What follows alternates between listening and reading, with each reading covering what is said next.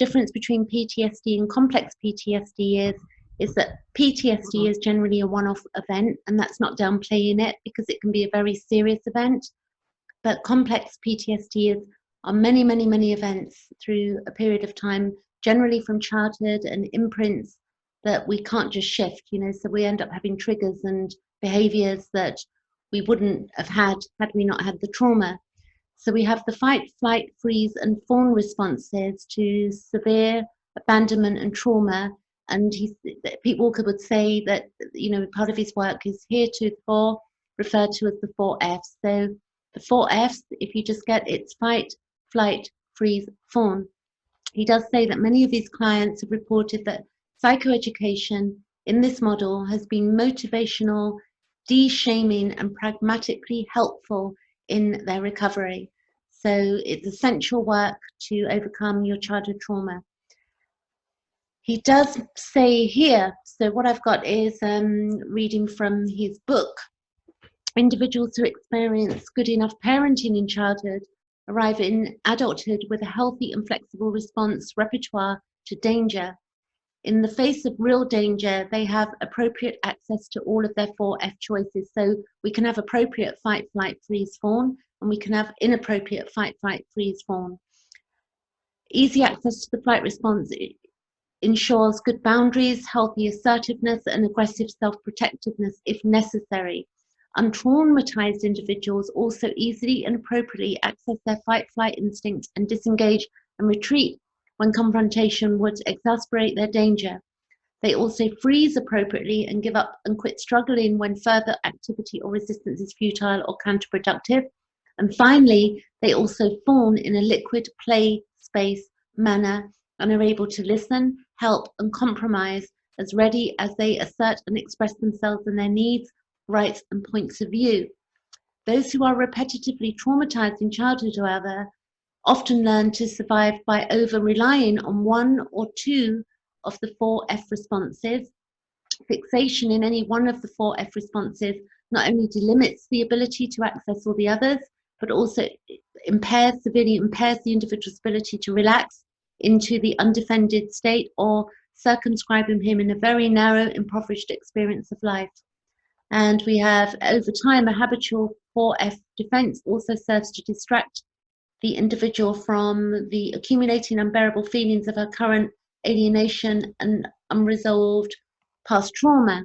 So next we have, let's have a look. So we got the fight, flight, and the narcissistic defense. And flight types are unconsciously driven by the belief that power and control can create safety, massage abandonment, and secure love.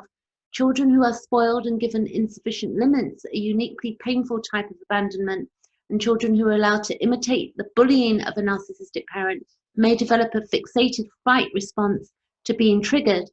These types learn to respond to their feelings of abandonment with anger and subsequently use contempt, a toxic amalgam of narcissistic rage and disgust, to intimidate and shame others into mirroring them and into acting as extensions of themselves. The entitled fight type commonly uses others as an audience for his incessant monologuizing and may treat a captured freeze or fawn type as a slave, as a prisoner in a dominant submission relationship.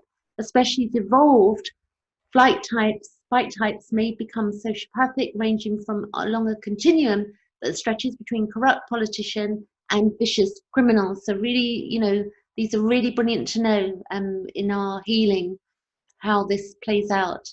So the flight type, I always do fight, the flight type and the obsessive compulsive defense. Flight types appear as if their starter button is stuck on position. They're obsessively and compulsively driven by the unconscious belief that perfection will make them safe and lovable as children. Flight types respond to their family trauma somewhat along a hyperactive continuum that stretches between the extremes of a driven A and ADHD. Dropout, running amok. They relentlessly flee the inner pain of their abandonment and lack of attachment with the symbolic flight of constant busyness. When the obsessive compulsive flight type is not doing, she is worrying and planning about doing. Flight types are prone to becoming addicted to their own adrenalization, and many recklessly and regularly pursue risky and dangerous activities to keep their adrenaline high going. These types are often susceptible to stimulating substance addictions, as they are to their favorite process addictions, workaholism and busyholism. Severely traumatized flight types may devolve into severe anxiety and panic disorders. So, you know, you can look at yourself here and see where you're at in your own cycles of protection. The freeze type and dissociative defense. Many freeze types unconsciously believe that people in danger are synonymous and that safety lies in solitude outside of the fantasy. Many give up entirely on the possibility of love. The freeze response, also known as the camouflage response, often triggers the individual into hiding, isolating, and eschewing human contact as much as possible. This type can be so frozen in retreat mode that it seems as if their starter button is stuck in the off position. It is usually the most profoundly abandoned child, the lost child, who is forced to choose and habitate into the freeze response, the most primitive of the 4 Fs. Usually to successfully employ fight, flight, or fawn responses, the freeze type's defense develop around classical disassociation, which allows him to disconnect from experiences abandonment pain and protects him from risky social interactions, any of which might trigger feelings of being re-abandoned. Freeze types often present as ADD, and they seek refuge and comfort in prolonged bouts of sleep, daydreaming, wishing, and right brain dominance activities like TV, computer, and video games. They master the art of changing the internal channel whenever their inner experience becomes uncomfortable and when they are especially traumatized or triggered, and they may exhibit a schizoid-like detachment from ordinary reality. So when you're reading any of this, don't take it literal. This is an understanding of what's going on in the fight, flight, freeze response, fight, flight, freeze form. So the fawn type and the codependent defense. Fawn types seek safety by merging with the wishes and needs and demands of others. They act as if they unconsciously believe that the price of admission to any relationship is the forfeiture of their needs, rights, preferences, and boundaries. They often begin life like the precocious children described in Alice Miller's The Drama of the Gifted Child, who learn that a modicum of safety and attachment can be gained by becoming very helpful, compliant, servants of their parents. They are usually the children of at least one narcissistic parent who uses contempt to press them into service, scaring and shaming them out of developing a healthy sense of self, an egoic locus of self-protection, self-care, and self-compassion. This dynamic is explored at length in an article, he says, in the East Bay Therapist article, January, Feb 2003, Codependency and Trauma and the Fawn Response. So you can go to www.petewalker.com for that. And that's a hyphen in between the Pete Walker. Fawn types typically respond well to being psychoeducated in this model.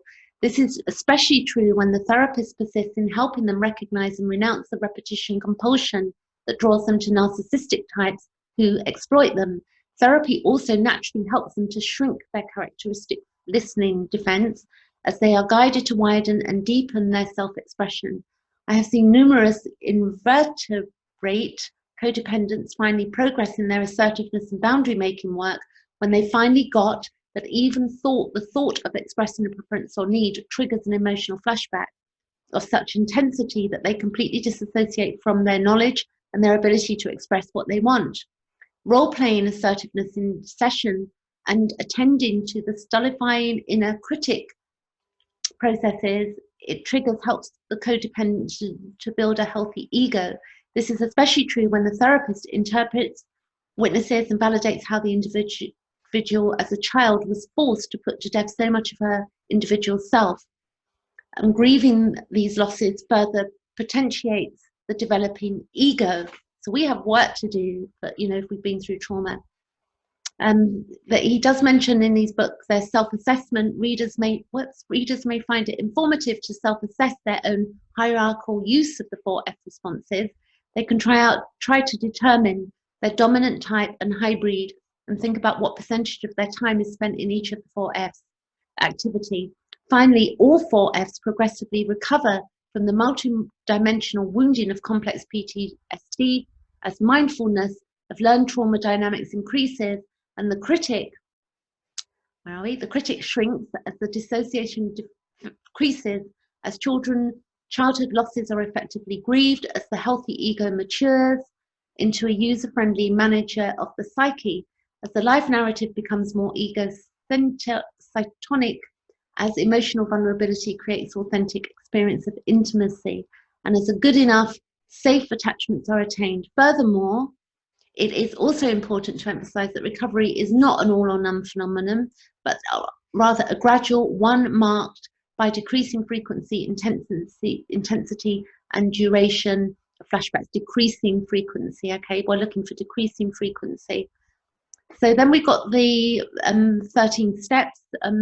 What I'd like to do is, read this briefly and just read a little bit, and I'd like you to then go to the link below this page, or not the page, the link below in the video, and access this copy and read it carefully yourself, because he says that the 13 steps, he says, focus on the bold print when flashbacks are active. So you'll see the bold print in the sheet, the PDF that you can get that's on his website. So you say to yourself, I'm having a flashback. Number 2, you remind yourself you're afraid, but you're no longer in danger. Number 3, you own your right and need to have boundaries. Number 4, you speak reassuringly to the inner child.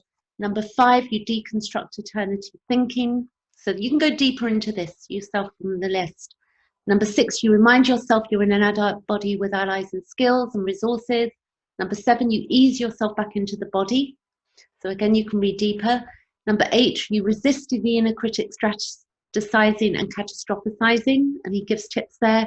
Number 9 is allow yourself to grieve. This is really important. We have to grieve our childhood losses. Number 10 is we cultivate safe relationships and seek support. Number 11 is that we learn to identify the types of triggers that lead to our flashbacks. Number 12, we figure out what we're flashing back to. And number 13, we get patient with ourselves. So that's it. I'm going to leave it there for today. And if you want to do some work with me, I'm currently doing, only until the end of May, $20, helping people in social distancing. I'm doing this work, and I also do evolutionary astrology, and I teach people how to get out of anxiety with panic attacks as well. So that's it. I'm going to stop share, and I'm going to leave it there for today. That's it. Thank you for watching. Whoops. I'll be back in a couple of days with other stuff for you.